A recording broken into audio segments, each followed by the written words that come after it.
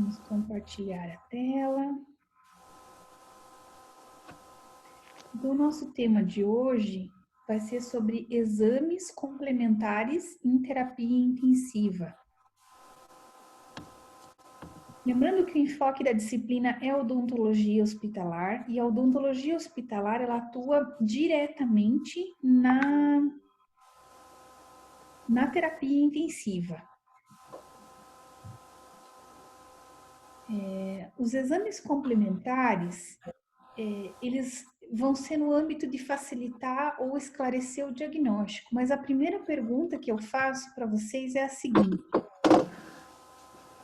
antes de você solicitar um exame para um paciente que esteja na UTI, que é um paciente grave, você tem que se fazer essa pergunta: qual exame realmente é necessário que eu solicite para esse paciente e que ele ainda não tenha feito, que não tenha sido solicitado?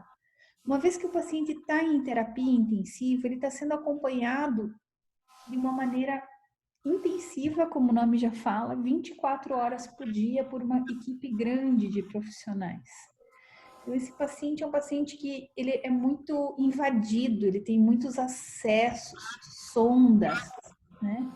É um paciente que não consegue deambular via de regra, ou seja, não caminha, né? Alguns estão entubados, alguns traqueostomizados e sedados, né? Inconscientes. Então, essa é a pergunta que a gente sempre faz. Realmente o exame que eu estou pedindo é necessário para esse paciente?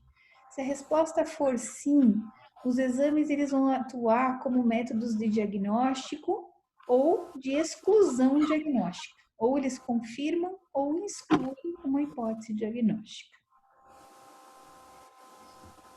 Os exames de imagem são exames muito pertinentes para serem solicitados, mas tem que lembrar que lá no hospital não tem radiografias intrabucais, nem aparelho ortopantomográfico, ou seja, equipamento para panorâmica.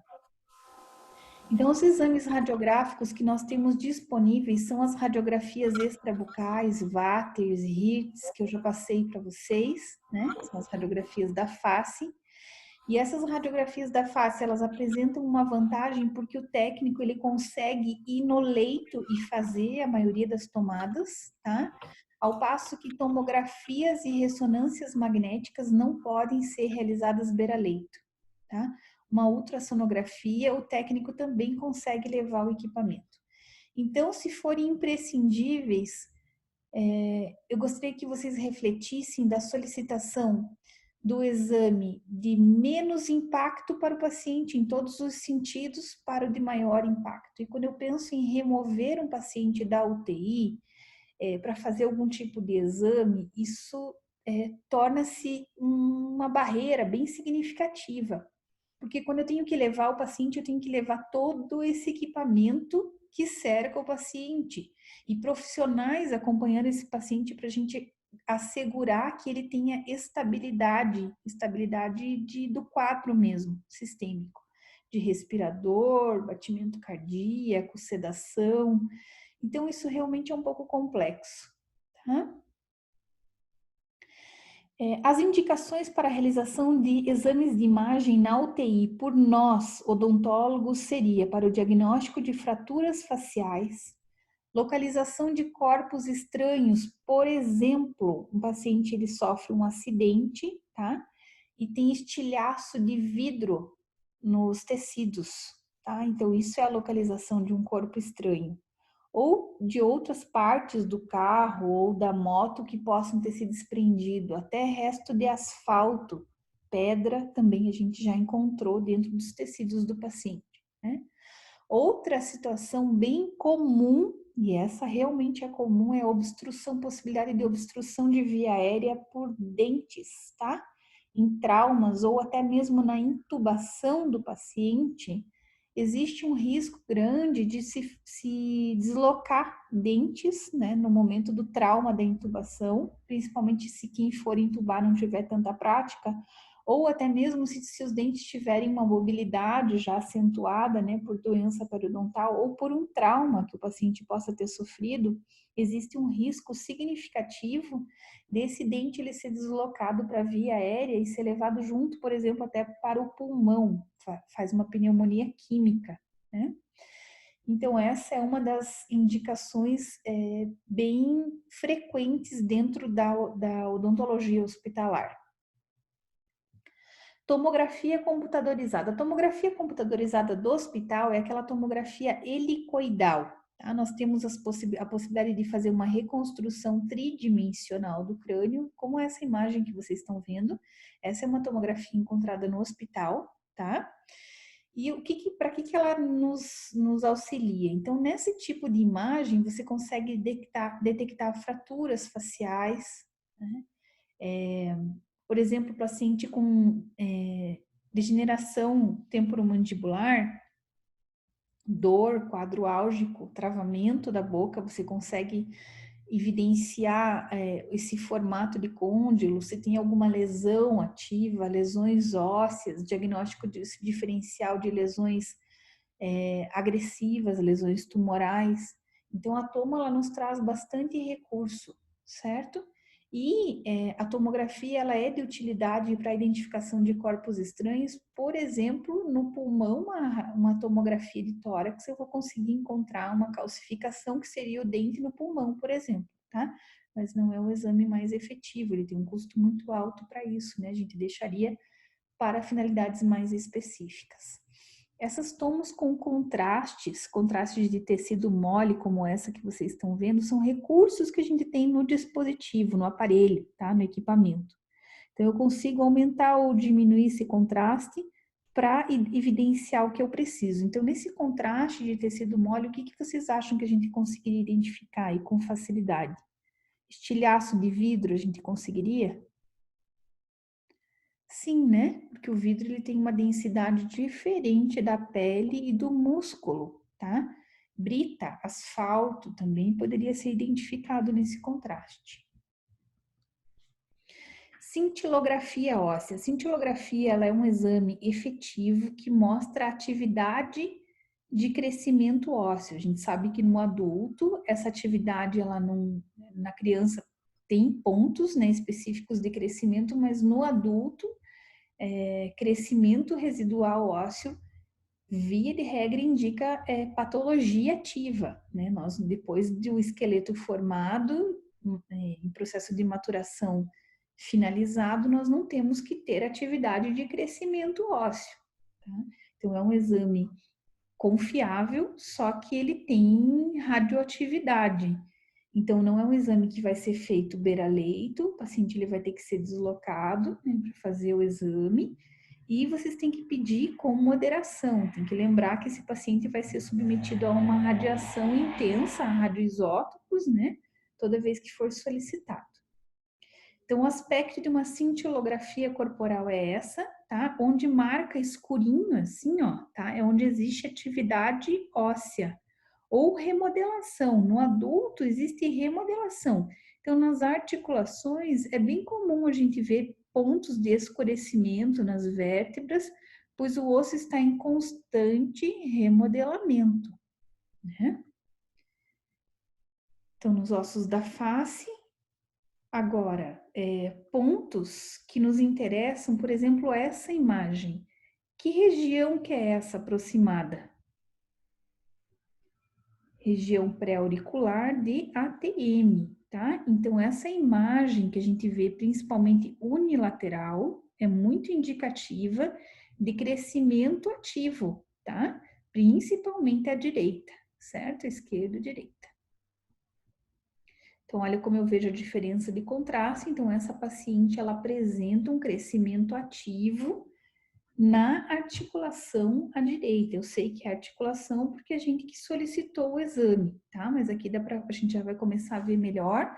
Tá vendo que tem marcou positivamente o radioisótopo nas regiões de ATM, ficou mais escurinho aqui.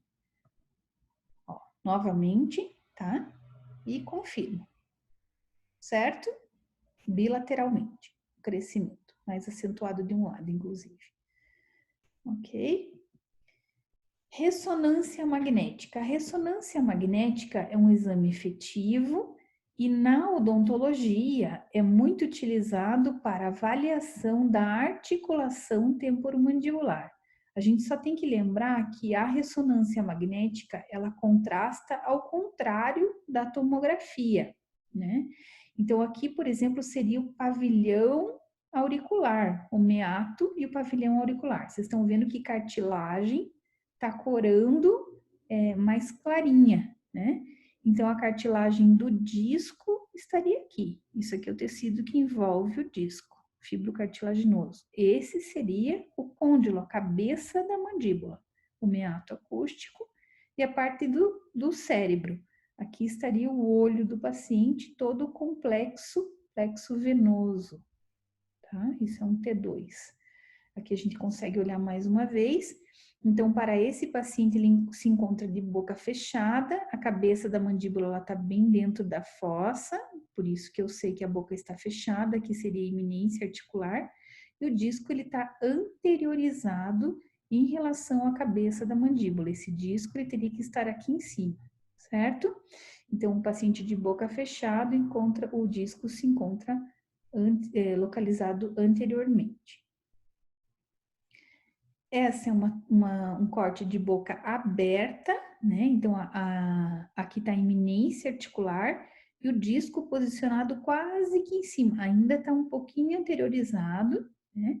E do outro lado a mesma situação. Ou seja, o paciente de boca aberta, o disco ele fica em cima da cabeça, levemente anteriorizado. Esses espaços mais escurecidos são sugestivos de um processo inflamatório ativo, né? E quando esse paciente fecha a boca, não tem recaptura do disco, o disco permanece lá na frente, tá? Então, isso é a luxação de disco. Aqui está o disco posicionado, paciente de boca aberta, ó, a eminência articular, olha a massa encefálica, né? Aqui está o disco anteriorizado, boca aberta, ok? E esse é o corte T1. Então, aqui a gente consegue ver bem o globo ocular e a massa encefálica, que no T2 a gente não conseguia, tá? Aqui o meato acústico. Mais um corte de outro paciente, tá? Boca fechada, aqui é o tecido retrodiscal sobrepondo a cabeça da mandíbula, esse tecido ele deveria estar na posterior, mas o espaço articular está mantido. E aqui está o disco, posicionado anteriormente de boca fechada, tá? E paciente com a boca aberta, aqui está a cabeça da mandíbula, o tecido retrodiscal e o disco continua anteriorizado, né? Aqui é a mesma coisa do outro lado, tá? Essa aqui é right, direita, e esse aqui é left, esquerda, tá? Então, no lado esquerdo, continua anteriorizado, né? A boca aberta e boca fechada. Desculpa, aqui é boca fechada e aqui é boca aberta, ok? Ultrassonografia. Ultrassonografia é aquele mesmo exame que a gente faz para ver o bebê quando é gestante. Na odontologia, ele serve a um exame barato, o custo é bem menor, para identificar, diagnosticar algumas patologias da ATM e estudo das glândulas salivares. Por exemplo, o paciente faz um edema submandibular, né?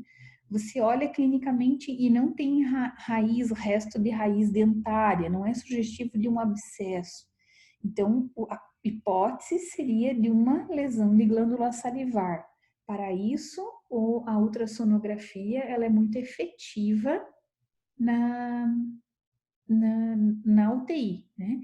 E é um exame barato, o custo é barato e é fácil de ser feito. O equipamento ele pode ser transportado e pode ser feito beira-leito.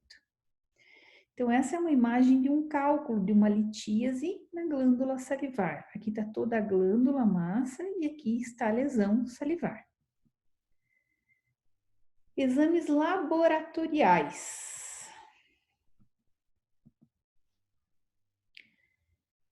Um terço dos exames laboratoriais é realizado até 24 horas do internamento do paciente na UTI. Um terço, 30%, ou seja, o paciente ele chega na UTI e ele já é extremamente invadido.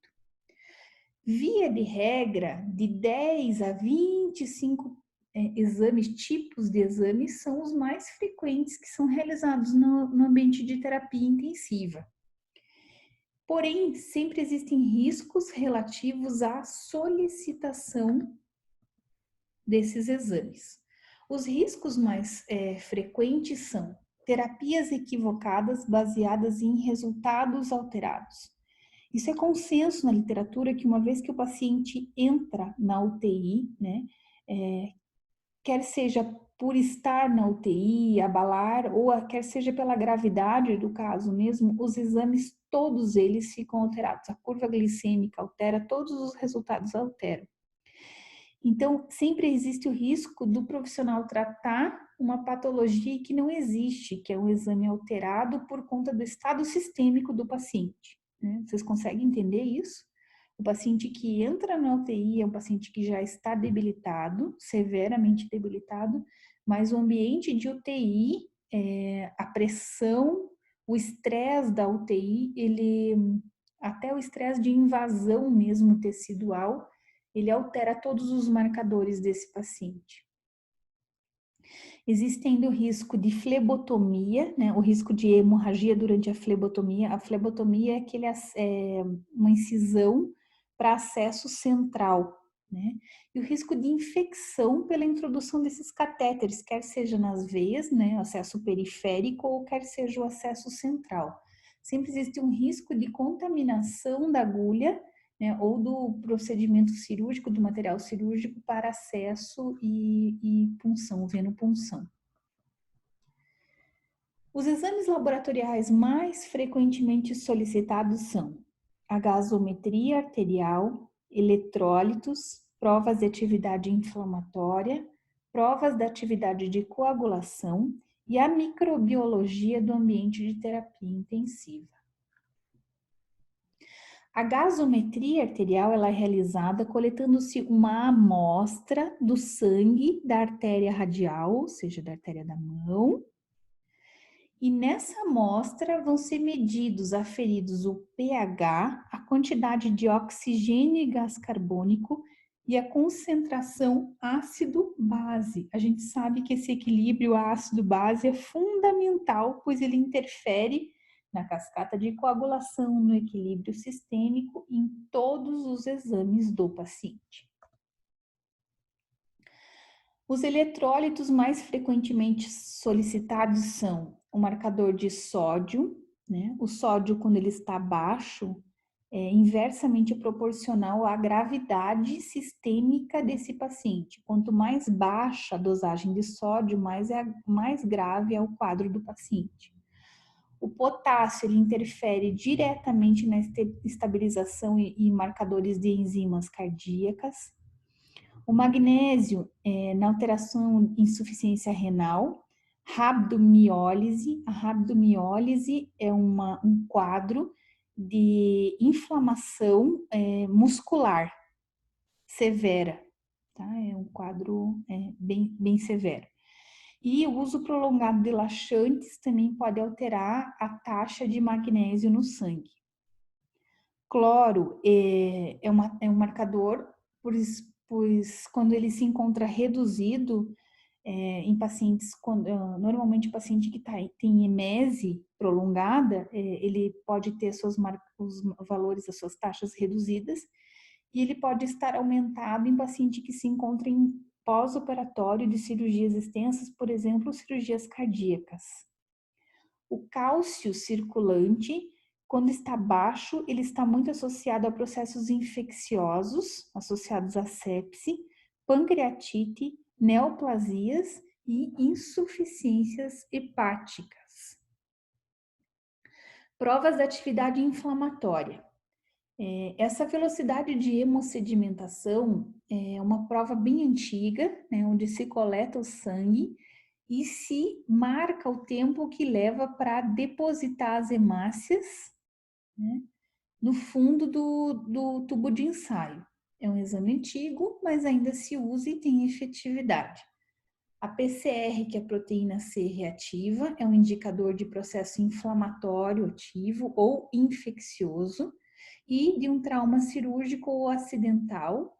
pancreatite e um marcador de carcinoma de neoplasias.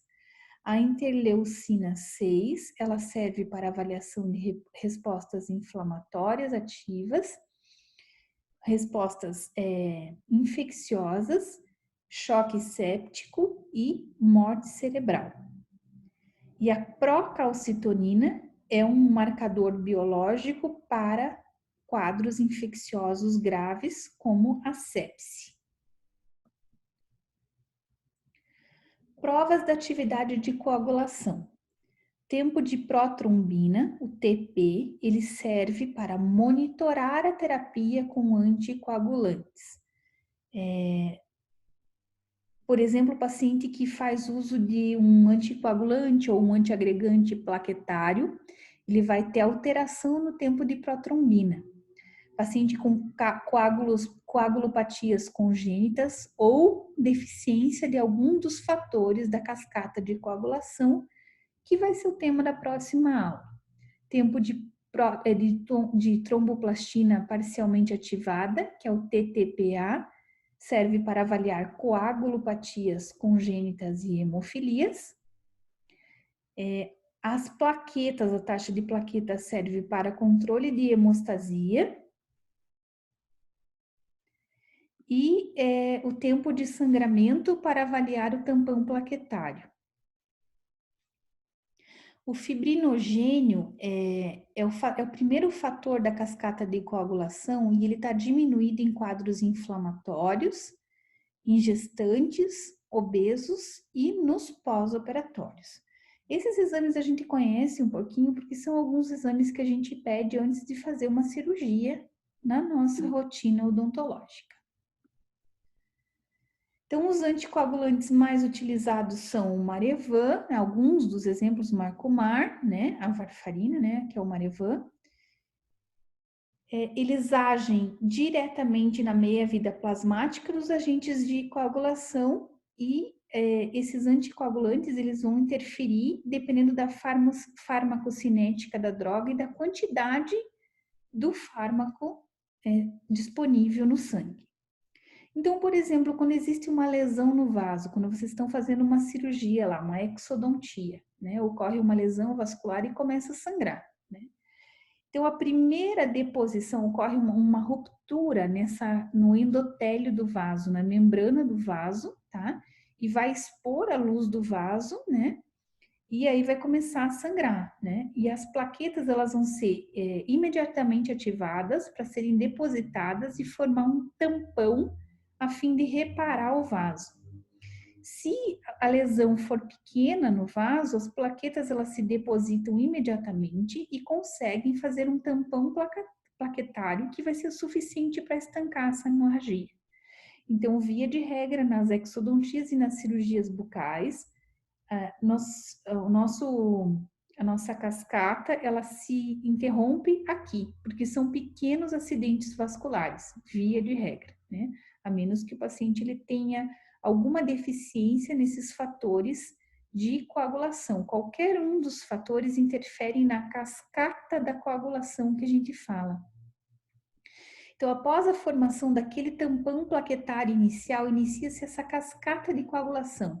Aquele tampão não deu conta de conter o sangramento e o corpo vai liberando todos os fatores de coagulação. Lembrando que o fibrinogênio é o primeiro fator, né? E a partir de então ele vai liberando todos os fatores na sequência, né? A fim de formar uma rede de fibrina, né? Aqui já estão depositadas as plaquetas, mas a liberação desses fatores vai formar uma trama mais intensa, que é a rede de fibrina, para tentar conter esse sangramento e impedir que esse sangue ele continue sendo exteriorizado do endotélio do vaso, que ele permaneça dentro do vaso sanguíneo. Microbiologia do ambiente da terapia intensiva. Então, as provas mais frequentemente são as provas de escarro e aspirado traqueal. A gente sabe que a boca ela é rica em bactéria e que interfere muito na recuperação do paciente, né? Por isso é importante fazer essa coleta desse aspirado da traqueia do paciente para ver e testar a existência de fungos e bactérias. Hemocultura que é a coleta do sangue para ver que tipo de patógeno está interferindo no quadro do paciente. Então, o ideal é que seja coletado logo na recepção, no início, né, antes de iniciar a antibiótico terapia, tá? E o paciente de UTI, ele pode ter resultados mascarados ou comprometidos. Então, o ideal é que essa coleta ela seja feita 2 a 3 vezes para confirmar o quadro do paciente.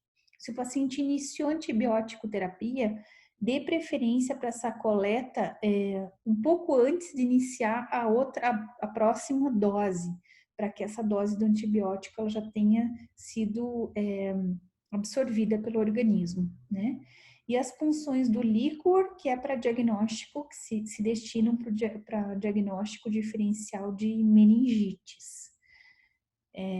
Existem protocolos de coleta de exame laboratorial. Esse é um protocolo, por exemplo, desenvolvido pela Universidade de Medicina de São José do Rio Preto, né?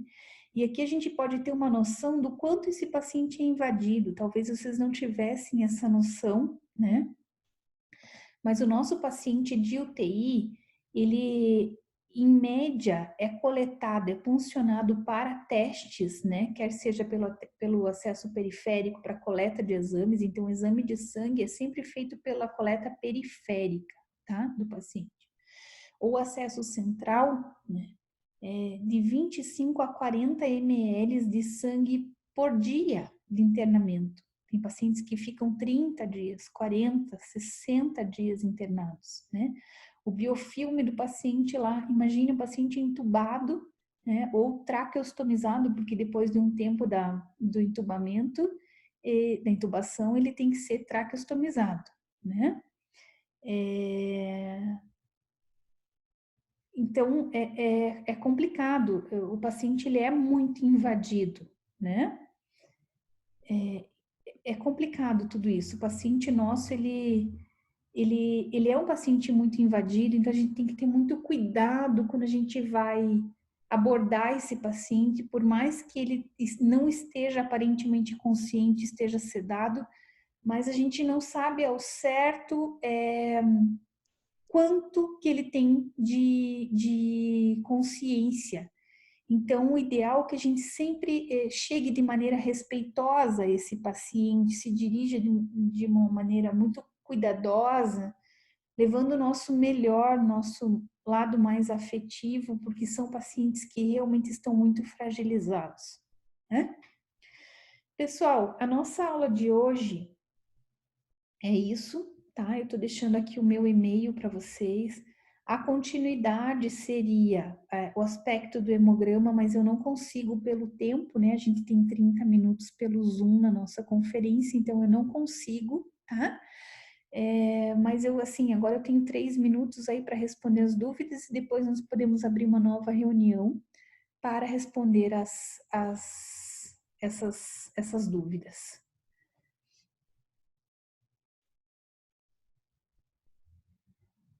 Certo, pessoal?